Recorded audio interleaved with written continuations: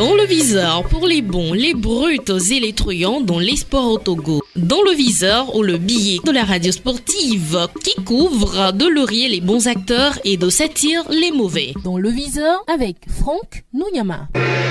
Le Kamou encore au sommet du football togolais. Cette danse traditionnelle du nord du pays résonne encore en cette fin de saison 2022-2023. Le drapeau jaune et noir va encore flotter au sommet de la division d'élite nationale pendant plusieurs mois. Toute la causa est actuellement au rythme du Kamou. Aucun remous dans la caravane des supporters, chacun s'accordant à féliciter le 4e sacre de rang des Kondona. Sûr que le Tukutu, boisson traditionnelle et très prisée dans le nord du Togo, va naturellement couler. Mais le navire Asco n'a plus coulé depuis des dizaines de matchs en championnat. Et il semble aujourd'hui que le club aîné de la Causa est de loin le plus organisé dans le championnat togolais. Il semble que depuis la prise du pouvoir de Meyebina et Sonia Singbe au sommet d'Asco, plus rien ne se fait comme avant. Quelques années plus tard, le club gagne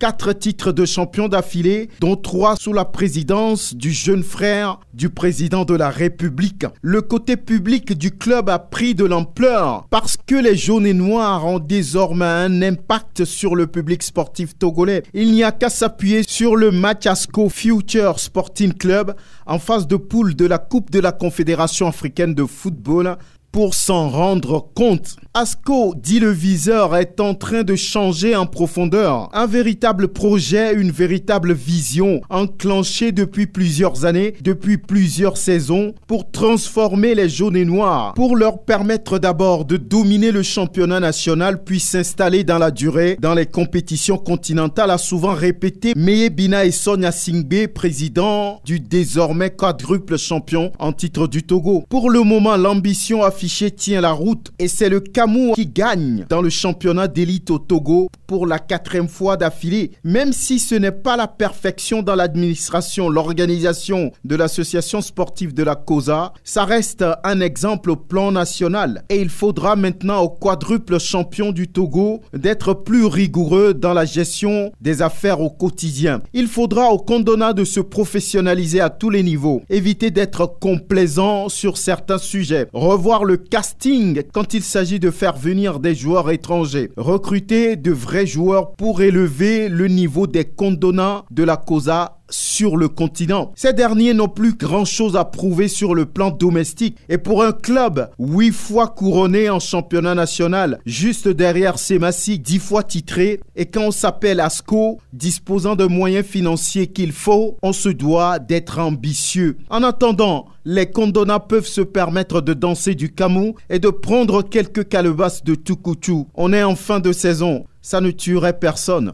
Ou bien, à très bientôt.